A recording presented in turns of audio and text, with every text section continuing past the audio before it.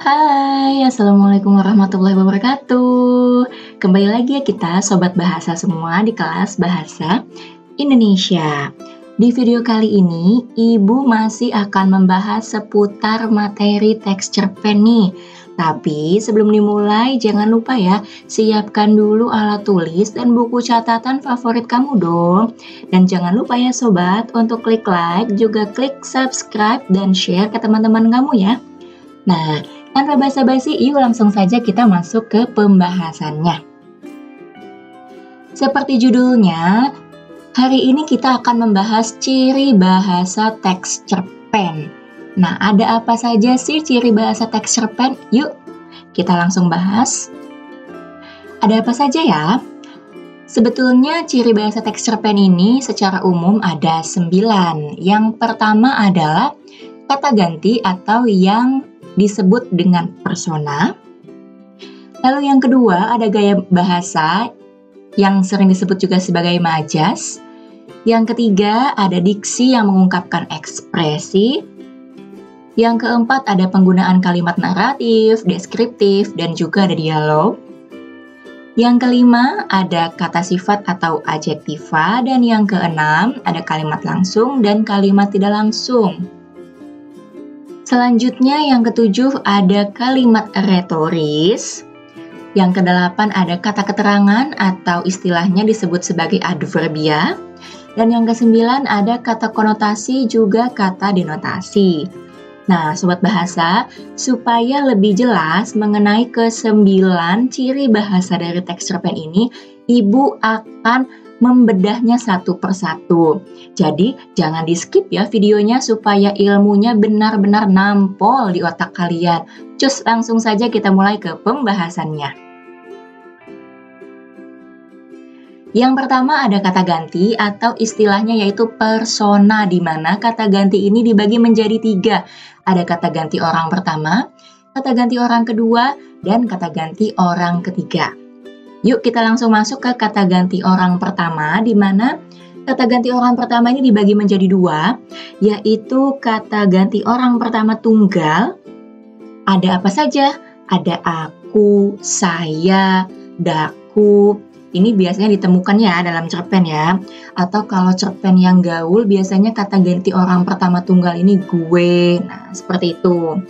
Lalu ada kata ganti orang pertama jamak atau yang banyaknya, di situ ada kami dan kita. Selanjutnya kata ganti orang kedua. Orang kedua sama seperti kata ganti orang pertama, ada kata ganti orang kedua tunggal dan kata ganti orang kedua jamak. Di sini kata ganti orang kedua tunggal ada engkau, kamu, anda, dikau, nah atau kau.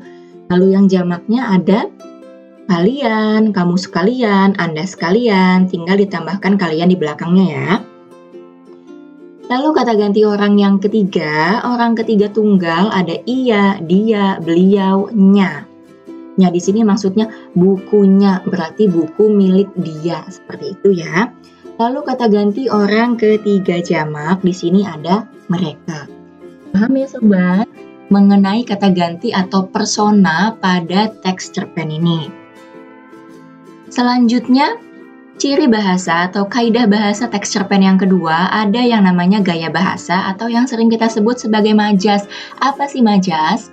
Majas adalah gaya bahasa yang digunakan penulis untuk menyampaikan sebuah pesan secara imajinatif dan kias. Nah, gaya bahasa atau majas yang biasa digunakan dalam teks cerpen ini ada 3 nih, yaitu simile, metafora, dan personifikasi. Simile, metafora, dan personifikasi. Biasanya Ibu singkat menjadi SMP ya, simile, metafora, dan personifikasi. Sekarang kita ke simile terlebih dahulu ya. Apa sih majas simile?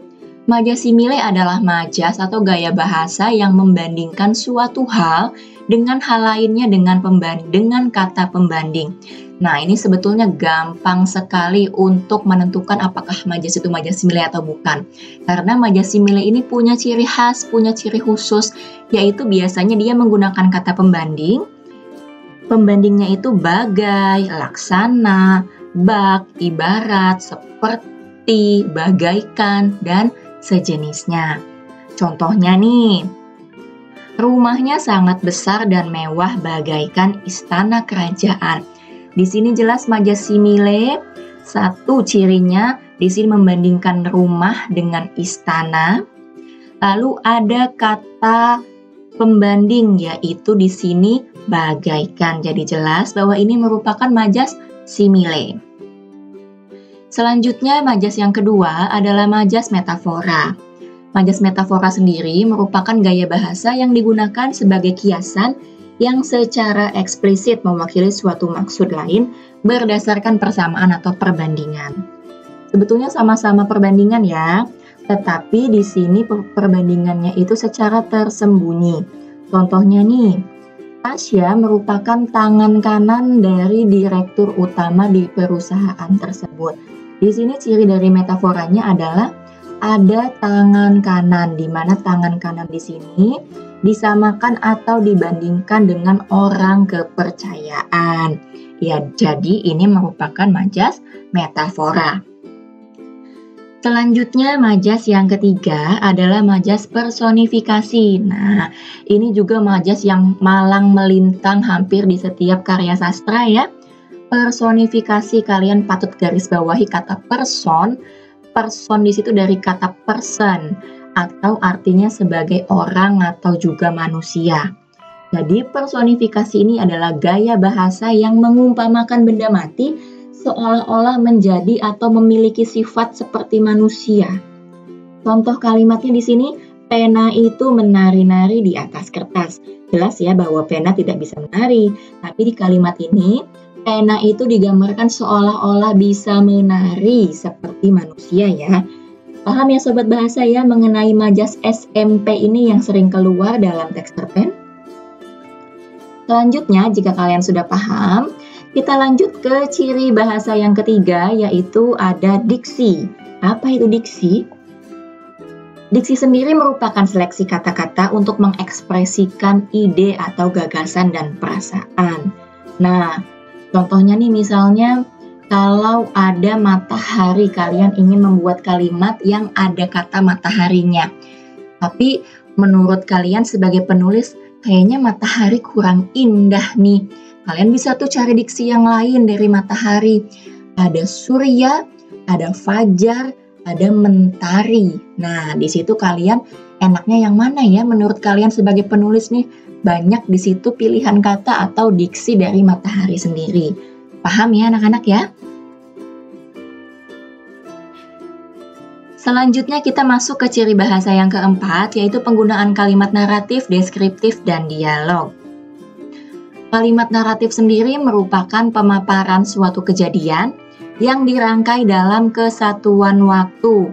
Contoh kalimatnya nih, dari kejauhan mereka melihat rumah mereka sudah roboh rata dengan tanah. Debu sudah naik. Sambil menggendong Nita, dia dengan napas sesak dihampiri oleh ayahnya. Nah, di sini jelas ya, merupakan rangkaian kejadian. Berarti di sini termasuk ke dalam kalimat naratif atau uraian naratif. Selanjutnya, kita masuk ke kalimat deskriptif atau uraian deskriptif. Kalau uraian deskriptif itu isinya pemaparan yang sifatnya rinci dan jelas dan merupakan hasil dari pengamatan kelima panca indera. Contoh kalimatnya di sini, pantai Kute memang selalu menawan, pasir yang sangat halus dan matahari tenggelam yang indah disuguhkan. Itu merupakan hasil dari pengamatan panca indera apa? Mata, betul sekali. Nah, kalau dialog sendiri nanti akan lebih jelasnya disampaikan di dalam kalimat langsung ya.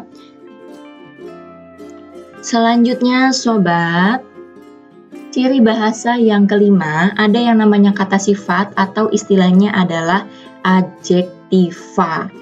Nah, contohnya di sini langsung saja ke contoh ya. Aida adalah gadis paling cantik di sekolahnya. Apa coba kata sifat yang terdapat dalam kalimat tersebut? Betul sekali, yaitu kata sifatnya adalah cantik. Coba sobat, sebutkan lagi kata sifat yang lain selain cantik, ada apa saja? Betul sekali, rajin, bagus, enak. Nah, itu juga termasuk ke dalam kata sifat atau adjektiva. Selanjutnya, ciri bahasa yang keenam adalah kalimat langsung dan tidak langsung. Tadi sudah Ibu sampaikan bahwa dialog ini masuk juga ke dalam kalimat langsung. Kenapa? Karena dialog itu penulisannya dituliskan dalam kalimat langsung ya sobat ya. Nah, apa sih kalimat langsung? Kalimat langsung merupakan kalimat hasil kutipan dari seseorang persis seperti yang dia katakan. Jadi tidak ada yang dikurangi atau dilebihkan katanya ya.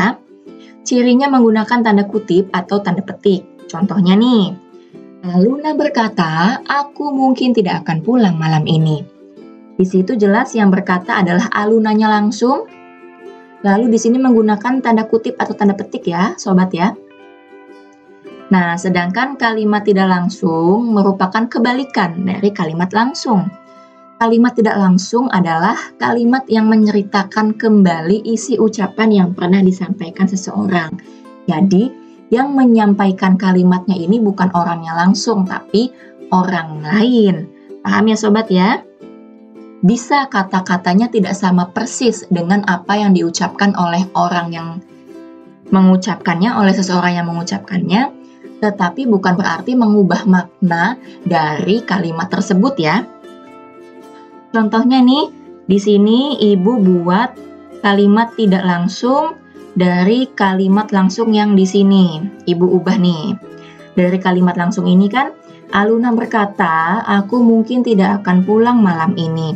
Lalu Ibu ubah menjadi kalimat tidak langsung, maka menjadi Aluna bilang kalau dia tidak pulang malam ini. Atau bisa juga Aluna berkata bahwa dia tidak pulang malam ini. Kalau sobat bahasa semua jeli, apa perbedaannya? Di sini jelas.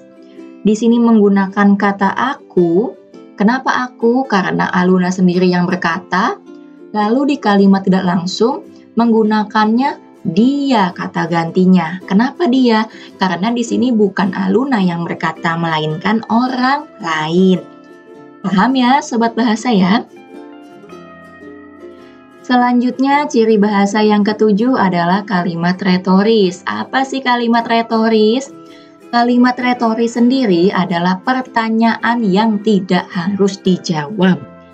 Pasti kan kalian sering tuh menemukan kalimat retoris ini di dalam teks cerpen. Misalnya, apakah kalian pernah merasa sendiri? Atau di sini contohnya, pernahkah kalian ditinggal saat sedang sayang-sayangnya? Nah, itu adalah pertanyaan yang tidak harus dijawab ya.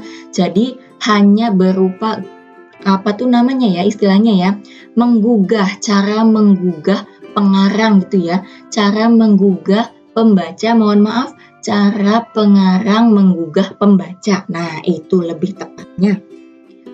Paham ya, sobat bahasa mengenai kalimat retoris?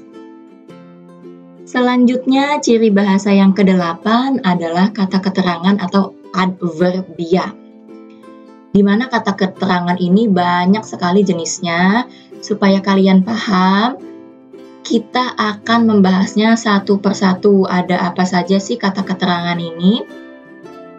Yang pertama, ini yang sering malang melintang nih, keterangan tempat. Contohnya, aku akan segera menyusulnya ke bandara. Nah, di sini keterangan tempatnya adalah bandara. Jadi segala sesuatu, segala kata yang menunjukkan tempat itu berarti masuk ke dalam keterangan tempat ya. Atau juga keterangan tempat ini adalah jawaban atas pertanyaan di mana. Paham ya? Selanjutnya kita ke keterangan waktu.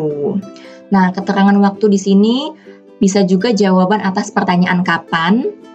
Contoh kalimatnya, perselisihan antara keduanya masih berlangsung hingga sekarang. Nah, ini juga yang patut kalian ingat-ingat bahwa tidak selamanya keterangan waktu itu berupa malam hari, siang hari, sore hari, atau berupa jam, atau berupa tanggal, tidak seperti itu ya. Padahal bisa juga sekarang, saat ini. Nah, atau saat ayah pulang kerja, itu juga merupakan keterangan waktu. Lalu selanjutnya ada yang dinamai dengan keterangan suasana. Nah, contohnya nih, pagi ini terasa sangat sepi. Nah, sepi di situ merupakan suasana ya, sobat. Lalu yang keempat ada keterangan cara. Keterangan cara di sini di kalimat ini adalah lantang. Ini juga bisa merupakan jawaban atas pertanyaan bagaimana. Bagaimana pemimpin upacara itu berteriak? Jawabannya adalah dengan lantang. Selanjutnya keterangan alat. Keterangan alat di sini bisa juga merupakan jawaban atas pertanyaan dengan apa. Misalnya contohnya di sini, ibu memotong sayuran menggunakan pisau. Nah, coba kalau kita gunakan pertanyaan dengan apa? Dengan apa ibu memotong sayuran? Jawabannya dengan menggunakan pisau. Nah, itu merupakan keterangan alat.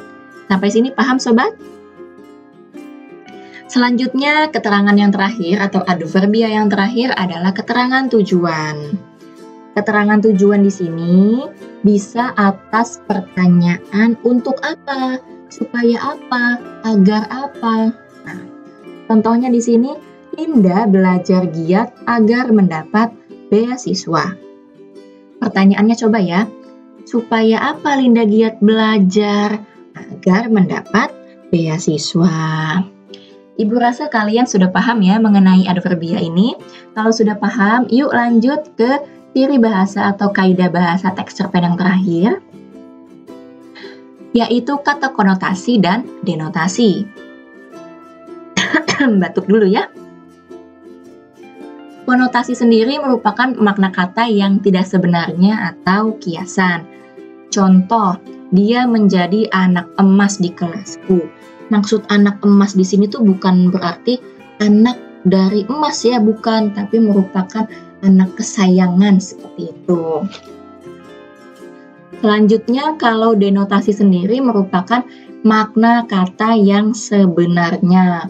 Contohnya nih, ada satu kata yang kalau di makna konotasi seperti itu, kalau di denotasi berbeda maknanya. Contohnya apa, Bu? Contohnya panjang tangan. Nah, kalau di konotasi, panjang tangan itu memiliki makna suka mencuri. Tapi kalau di denotasi, panjang tangan itu ya makna sesungguhnya, berarti tangannya panjang. Nah, lalu bagaimana Bu cara membedakan antara konotasi dan denotasi ini? Caranya, kalian betul-betul baca kalimatnya secara utuh dan pahami betul konteks atau inti dari kalimat itu. Paham ya Sobat Bahasa ya? Nah, Sobat Bahasa semuanya, sekian pembahasan mengenai ciri atau kaidah bahasa teks cerpen dari Ibu. Semoga bermanfaat dan semoga penjelasan dari Ibu ini betul-betul bermanfaat dan juga jelas ya. Sampai jumpa di pembahasan selanjutnya. Wassalamualaikum warahmatullahi wabarakatuh dan salam bahasa Indonesia.